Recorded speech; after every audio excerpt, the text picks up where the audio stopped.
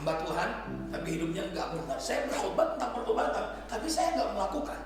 Benar dalam kategori ya kurang ajar banget gitu loh. Dan saya bilang, Tuhan berikan saya kesempatan terakhir untuk berubah.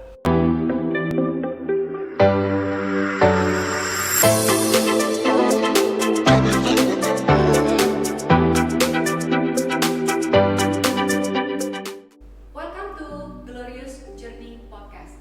Glorious Journey Podcast adalah media untuk menceritakan kebaikan Tuhan melalui kesaksian hidup dari para narasumber kami yang kami undang setiap episodenya.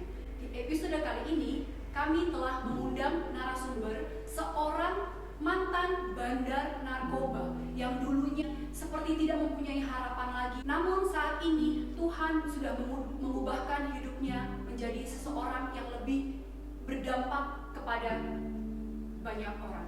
Tidak perlu berlama-lama lagi, mari kita sambut Pastor Rex. Halo Pastor Rex. Halo, apa kabar? Puji Tuhan. Ya, apa kabar Pastor? Baik, puji Tuhan. Luar biasa. Luar biasa. Kita santai aja Pastor. Santai. Oke, sebelum kita masuk kesaksian dan mendengar cerita di balik kisah hidup Pastor, boleh mungkin Pastor menyapa dan memperkenalkan diri kepada teman-teman? Halo teman-teman yang sedang menonton semuanya, saya Pastor Rex Minarno dan saya saat ini tinggal di kota Surabaya dan saya percaya episode kali ini pasti memberkati kita semua. Amin. Oke. Pastor, sebelumnya nih kita tertarik sebenarnya mendengar mantan bandar narkoba yang diubahkan saat ini Pastor menjadi seorang pendeta. Iya. Apa sih dulu cita-cita Pastor sebenarnya? Apakah terbersit untuk menjadi seorang pendeta? Wah, kalau mau jadi pendeta sebenarnya saya paling tidak suka menjadi seorang ahli agama. Kenapa? Karena saya dulu cita-cita saya adalah tentara yang boleh bertugas, punya baju yang gagah, dan saya bukan cuma ini tentara, saya mau jadi pengusaha. Tetapi anehnya setiap cita-cita saya tidak pernah terjadi, dan kalau pendeta itu jauh daripada pikiran saya seperti itu. Tapi ya anehnya pada hari ini ya Tuhan memang aneh, makanya saya bisa ditarik untuk menjadi seorang hamba Tuhan pada hari ini.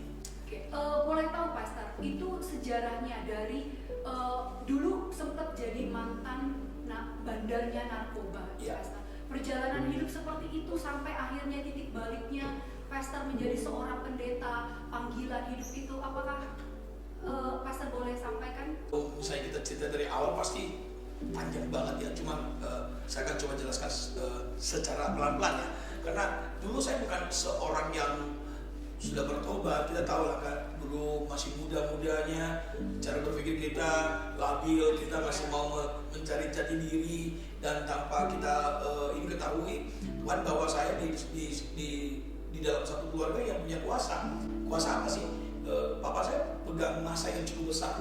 Ada supporter bola di Makassar namanya supporter PSM, dan beliau adalah pembina supporter pada waktu itu. Jadi puluhan ribu orang-orang seringkali datang ke rumah kami, dan itu adalah mayoritas bukan orang-orang yang baik semua. Ada mantan bandar, mantan penjahat, orang-orang yang suka tawuran, orang-orang yang suka mabuk, dan memang pergaulan yang buruk pasti merusak kebiasaan yang baik. Dan saya ikut terlibat di dalamnya, dan pelan-pelan itu mengubah cara hidup saya hampir sama seperti mereka. Dan ya pelan-pelan dari rokok, dari mabuk, minuman keras, saya mulai makin narkoba. Dan di tahun 2000-an saya mulai mencoba yang namanya berjualan narkoba. Sebab kenapa? Karena untungnya sangat banyak. Dan bukan cuma narkoba, saya mulai mengembangkan perusahaan saya. Jadi pengusaha, tapi pengusaha apa? Bandar bola, bandar judi togel, dan itu memang banyak banget. Kita dapat duit itu satu hari bisa ratusan juta, dan saya percaya ratusan juta itu mengubah hidup kita, pikiran kita bahwa everything is money. Dan tanpa sadar saya menjadi pribadi yang semakin rusak dan menghancurkan banyak orang. Titik balik di mana saat Pastor ditangkap oleh Tuhan, istilahnya ditangkap, akhirnya mengatakan bahwa perjalanan yang saya lakukan ini tidak baik. Di titik mana itu? Ada banyak titik yang membuat saya sebenarnya sudah harus bertobat.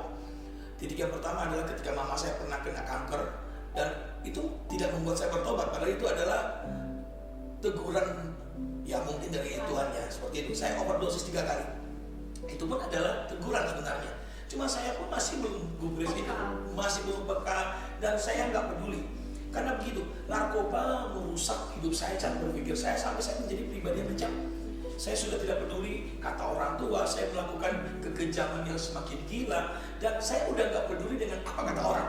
Nah, titik baliknya adalah ketika mama saya meninggal, hampir meninggal, saya mengalami perjumpaan dengan hal-hal gaib yang kita sebut saja roh Tuhan. Kenapa bisa begitu? Ketika mama saya meninggal, sebelum meninggal saya sedang berdoa, dan anehnya saya pakai narkoba lagi tinggi-tingginya, tiba-tiba saya ada dengar suara, kalau begini terus kamu akan mati, kamu harus berubah. Jadi justru anehnya ketika saya pakai narkoba sedang tinggi-tingginya, malah ada seruan dari dalam hati itu untuk bertobat. Tapi itu belum buat saya bertobat. Tetapi ketika saya mulai coba berdoa, tiba-tiba saya dengar bahwa mama kamu akan meninggal. Dan suara itu begitu kuatnya dan benar terjadi. 3 hari kemudian mama saya meninggal. Singkat cerita, 4 hari setelah mama saya kubur, saya mencoba untuk bunuh diri. Pas saya mau minum baygon, ini belum bunuh diri. Tiba-tiba saya dengar suara yang sama lagi.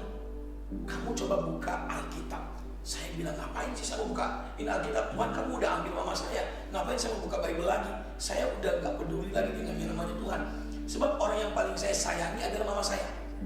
Karena saya belum kenal Tuhan pada saat itu. Dan tiba-tiba waktu saya buka satu kali buka di dalam 2 Korintus 7 ayat 9 dan 10 bilang begini, aku berduka cita bukan karena kamu berduka cita. Pas sekali aku bersuka cita bukan karena kamu berduka cita, tetapi karena duka citamu membuat kamu bertobat. Dan duka cita ini adalah menurut kehendak Allah yang membawa kamu kepada keselamatan. Saya kaget, ini gak mungkin masuk akal. Saya masih cuek. Narkoba udah mulai kurang, tapi kejahatannya masih dijalani. Masuk pertemuan kedua, tiba-tiba saya dibawa ke Jakarta untuk mau yang namanya rehabilitasi di rumah tante saya. Di rumah tante saya merasakan yang namanya Tuhan itu keren banget. Saya nggak pernah merasa nyaman, damai, sejahtera ketika saya menjadi seorang penjahat, menjadi bos, menjadi segala-galanya. Saya nggak pernah merasa damai sejahtera. Saya bisa punya semuanya, saya bisa punya keliling sama wanita cantik, saya bisa memiliki namanya kuasa, tapi saya merasa kosong. Saya nggak punya yang namanya damai sejahtera. Sampai di titik saya dibawa ke Bogor di rumah tante saya, tante Mary Tesman. Ketika rumah itu mereka sering pakai untuk berdoa, itu membuat hati saya merasa rumah ini damai banget. Oh, kok ini tempat beda banget gitu. Akhirnya saya merasakan damai sejahtera. Itu membuat kekuatan saya untuk ayo kita berubah. Singkat cerita, tante saya bawa saya ke sekolah Alkitab. Tapi waktu saya mau lari ke sekolah itu Alkitab, saya kabur. Kenapa? Karena ini tidak nyaman dan saya lari kabur pergi mana? Alexis adalah kita tahu semua tempat prostitusi, tempat judi, tempat mabuk-mabuk, dan saya pergi ke sana. Tapi saya nggak mabuk. Saya ya biasalah kenakalan remaja. Saya pulang, saya tinggal di Puri Indah di Jakarta pada waktu itu. Pertemuan kedua ini yang menguatkan saya untuk berubah. Saya tiba-tiba bangun subuh-subuh, saya mau minum air, saya habis minum air, tiba-tiba saya seperti hanya sekejap baru buka mata gitu. Saya kayak dipindahkan Tuhan ke dimensi lain. Kayak film jumper, saya pindah ke tempat lain, ke dimensi lain. Dalam keadaan sadar, dan saya melihat kok ini bukan dapur tempat saya minum. Ini tempat gak ada batasnya dan begitu indahnya. Dan saya berlari, ini kok nyaman banget rasanya, udah gak mau pulang. Tiba-tiba saya lihat ada satu sosok melayang-layang, roh yang melayang-layang. Terang banget. Saya melihat lantai-lantai itu semua penuh dengan sinar kemuliaan kayak emas. Begitu begitu silaunya. Tiba-tiba roh yang saya lihat ini jauh lebih silau dari yang lain. Saya kejar roh, saya kejar. Waktu saya kejar itu roh, tiba-tiba saya lihat saya jatuh tersungkur. Kenapa? Karena Roh itu begitu silaunya, terangnya, sampai saya rasa bahwa saya udah gak mampu, saya jatuh tersungkur. Saat itu saya balik ke belakang, saya melihat semua hidup saya, dosa masa lalu saya. Kalau saya bilang sini pasti dari A sampai Z, netizen pasti akan lihat dan mereka akan kaget. Dan saya bilang, saya melakukan semua dosa yang mungkin orang-orang belum buat, saya sudah buat semuanya. Dan itu membuat saya begitu malu, dan sampai di titik film itu memutar mama saya meninggal. Orang yang saya paling kasih. Tiba-tiba saya bertanya sama roh itu, apakah engkau Tuhan? Kalau engkau Tuhan, tunjukkan aku jalanmu yang lurus. Tiba-tiba dikasih turunlah Alkitab. Saya dulu bukan Kristen. Saya menghormati setiap agama yang ada, karena keluarga saya ada yang Muslim, ada yang Buddha, ada yang Konghucu. Tapi saya akan ceritakan versi dari kejadian pengalaman saya, pengalaman spiritual saya bersama dengan Tuhan. Dan tiba-tiba yang turun itu adalah Alkitab. Dan ada jelas suara bilang, akulah jalan dan kebenaran dan hidup. Tidak ada satu orang pun yang dapat sampai kepada Bapa jika dia tidak melalui aku. Suara itulah membuat saya mencari-cari kitab-kitab di mana ayat ini tidak ada, dan saya mendapatkan itu ada di Alkitab. Seperti yang suara itu bilang. Titik itulah yang membuat saya berubah dan masuk sekolah Alkitab. Jadi benar-benar enggak flow-nya enggak smooth gitu, lancar begitu ya, Pastor ya. Enggak. Nah, pada saat itu adalah titik balik terakhir yang Pastor akhirnya menjalani kehidupan. Ini adalah jalan kehidupan saya sesuai dengan penglihatan Pastor pada saat itu berarti. Kemudian Pastor selama itu sampai saat ini, apakah Pastor menjalani pendeta itu, pendeta itu lancar-lancar aja, atau sempat ada terbawa dengan kedagingan mungkin, Pastor? Kalau daging ya pasti ya, setiap orang hidup masih di dunia ini pasti berjuang melawan daging. Sebelum jadi pendeta pun saya sudah mau ikut Tuhan pun saya masih jatuh. Karena begini, kita ini punya begitu banyak karakter yang tidak baik. Untuk pertobatan memang butuh revolusi, tapi untuk mengubah karakter itu evolusi, butuh waktu. Kita nggak bisa maksakan orang. Bayangkan ketika kita bisa bertobat dari 100 kejahatan, kita bisa berubah 80. Apakah itu bukan satu pencapaian? Itu pencapaian, tapi anehnya justru kita manusia menuntut itu 100% harus berubah. Padahal tidak. Dari sini saya pun masih jatuh bangun. Bahkan even ketika saya sudah berubah jadi pastor, saya masih sempat jatuh lagi. Saya sempat jatuh, kenapa? Karena saya masih belum kuat, merasa kuat. Ketika godaan bahkan tekanan itu datang bukan dari luar, tapi justru dari teman-teman saya, kami orang-orang Kristen sendiri. Kristennya baik, tapi oknumnya yang tidak baik. Oknum inilah yang membuat saya, kayaknya sama aja.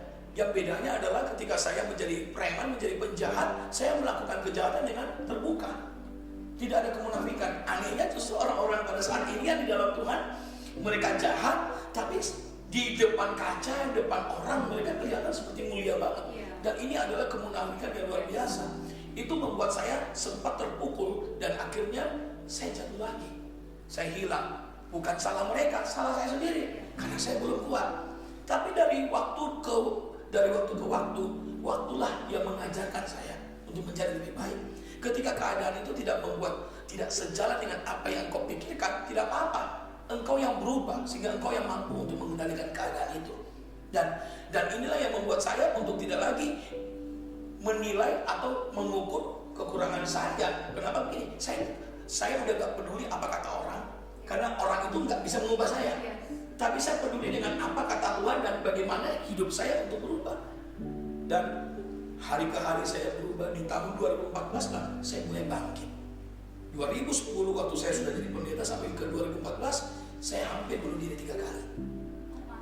Masih mau bunuh diri 3 kali. Saya kembali jadi bandar narkoba. Saya pakai narkoba, saya main perempuan, saya mulai mabuk-mabukan. Hidup saya udah gak beres.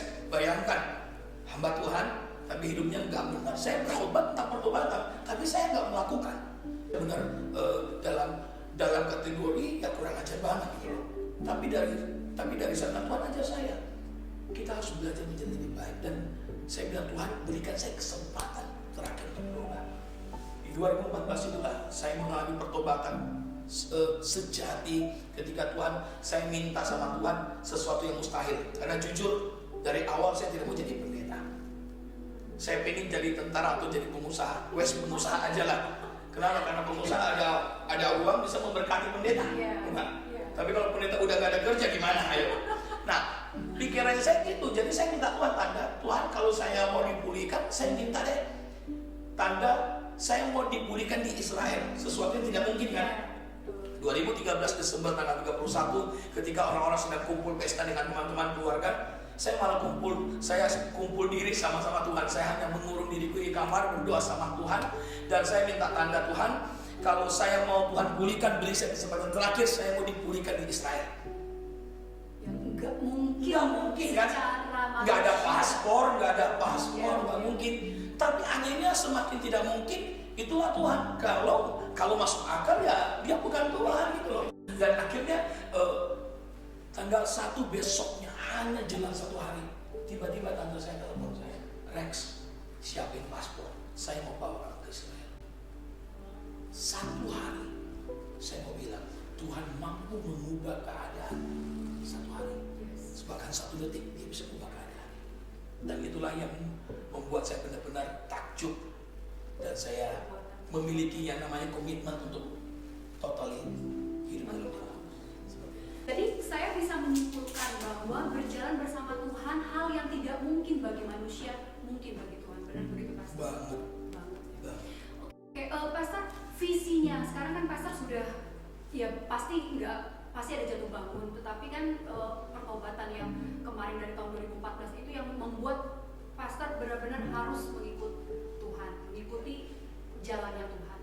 Nah, visi dan misinya Pastor sampai saat ini atau kedepannya apa sih, Pastor, kalau boleh tahu?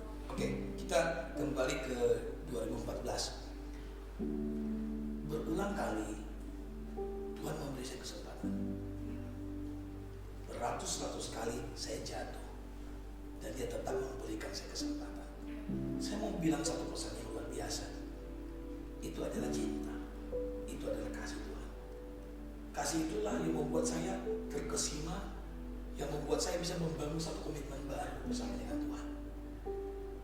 Kalau ditanya visi ini yang apa yang saya alami, ini yang akan saya tularkan kepada orang-orang sekitar saya. Bahwa begini, hey, yang ada di luar, engkau dengar, masih ada Tuhan yang bersama-sama dengan engkau tidak sendiri. Engkau bisa jatuh beratus-ratus kali, beribu-ribu kali, bahkan puluhan ribu kali, jutaan kali, tapi percaya, kasih Tuhan tidak pernah berhenti. Dia terus memberikan engkau kesempatan untuk menjadi lebih baik, bahkan menjadi seperti apa yang dia mau. Ini yang akan saya coba bagikan kepada orang-orang. Supaya apa? Mereka mengalami apa yang saya alami. Ketika mereka merasakan kasih Tuhan, mereka merasakan cinta Tuhan, mereka berubah. Mereka akan membangun satu komitmen yang baru untuk say no to drugs, say no to untuk mengatakan tidak kepada dosa lagi. Dan ini yang saya sedang bangun. Saya rindu ada generasi baru yang akan merespon ini, dan mereka berjalan kepada panggilan ilahi mereka.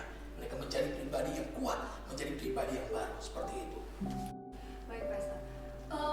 Saya melihat, ada mendengar banyak informasi bahwa Pastor beberapa waktu yang lalu memberikan gebrakan, yaitu membagi-bagi, mensupport suatu kebijakan atau keinginan, karena Pastor rasanya kok kalau saya lihat dari Instagramnya Pastor Pastor itu penuh dengan memberi kepada orang. Apakah itu juga Tuhan taruh di hati Pastor? Ya jelas pasti Tuhan yang taruh, karena begini, kalau dia berikan kita kesempatan, berarti cinta itu datangnya dari Tuhan. Nah, bagaimana kita bisa merubah teman-teman kita, merubah keadaan itu? Karena kita gak punya kemampuan untuk mengubah orang, bahkan mengubah keadaan kita gak punya kemampuan. Tapi kemampuan yang kasih yang datangnya dari Tuhan sanggup mengubah saya. Dan saya percaya saya mau datang tidak menjadi hakim. Saya datang menawarkan kasih, bahwa begini, masih ada pengharapan. Nah, kenapa pada hari ini ketika orang-orang melihat di Instagram kami bahwa begitu banyak kegiatan yang boleh menginspirasi banyak orang, sebenarnya bukan kami, tetapi kasih itu yang bergerak di dalam kami, yang membuat saya dengan istri saya boleh bergerak bersama-sama di kota Surabaya. Dan apa yang kami tawarkan, bukan kami tawarkan mereka harta, bukan kami tawarkan mereka sesuatu yang hebat. Kami cuma tawarkan mereka sekotak makan, mungkin tidak mewah, tapi itu adalah bentuk kasih kami, dan itu menyentuh hati mereka, dan tanpa sadar itu membuat kami semakin kuat dan semakin gigih untuk memberikan itu. Sebab kami tahu, kami berubah, kami dapat berkat, semua datangnya daripada Tuhan. Nah, kenapa kasih itu, berkat itu kita tidak bagi kepada mereka yang membutuhkan? Dunia ini sedang kritis, ekonomi sedang krisis, bahkan kepedulian rasa cinta kita kepada sesama juga semakin menipis. Ini benar-benar sedang di dalam situasi yang sangat gawat. Bayangkan kalau generasi ini hadir, bukan lagi generasi yang peduli, tetapi generasi yang takut, generasi egois, generasi yang tidak lagi memikirkan sesama mereka. Maka saya percaya kita gak akan pernah bisa menjadi makhluk yang lebih baik. Apa yang membuat kita menjadi makhluk yang lebih baik? Sekali lagi, karena kasih Tuhan. Nah, kasih inilah yang menjadi kekuatan kita untuk boleh menawarkan kasih itu kepada orang lain, memberi mereka solusi bahwa masih ada kasih, masih ada pengharapan. Yuk bangkit seperti itu. Kemudian pergerakan-pergerakan itu pastor ini kan saya dengar baru berapa tahun ya di Surabaya? Sebelumnya pastor 2019. Tapi sebelumnya kita sempat masuk di sebelum saya nikah sama istri saya ada bersama dengan teman saya. Kami ada bertiga, Matthew sama Daniel. Kami seringkali kumpul bareng orang-orang rusak yang diubahkan Tuhan ceritanya. Kami sering sharing, kami sering bicara bagaimana kita manage hidup, bagaimana kita bisa menjadi berkat, dan kita seringkali pelayanan masuk ke pemulung 2017. Nah, 2018 ketika saya menikah dengan istri saya, kita masih melakukan, tapi tidak serutin pada sekarang ini. 2019 saya dan istri saya balik masuk Surabaya. Di bulan Maret adalah awal ketika kami menjadi orang yang mulai rutin memberikan orang-orang miskin makanan. Dan sampai pada detik ini kami tetap melakukannya dengan cinta. Apa yang kami dapatkan, kami bagikan dengan orang lain.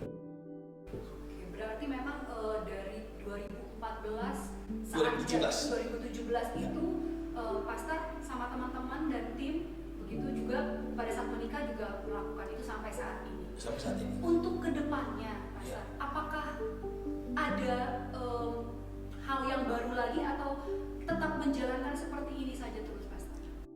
Begini, Tuhan selalu bekerja sesuai dengan waktunya Dia.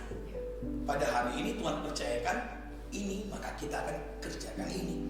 Saya percaya ketika orang yang berjalan bersama dengan Tuhan, Tuhan akan memberikan yang namanya hikmat, kemampuan yang bukan datangnya daripada manusia, tetapi datangnya dari atas, yang akan menimbulkan banyak ide-ide yang baru, banyak terobosan yang baru, bukan untuk diri kita sekali lagi, tapi bagaimana kita bisa berdampak bagi banyak orang. Kalau di kekristenan kita bilang cinta Tuhan, cinta sesama. Kalau di Muslim kita bilang hablum minanas, hablum minallah. Kita harus cinta Allah, kita harus cinta sesama juga.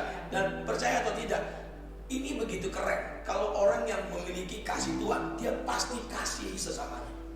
Nah, seperti itu. Dan entah itu ide memberi makan, entah itu ide sembako, entah itu ide fogging gratis, entah itu ide memperhatikan atau mungkin menyekolahkan mereka, panti asuhan, panti jompo, atau kita mengunjungi penjara-penjara. Tuhan pasti berikan ide-ide yang baru. Seperti itu.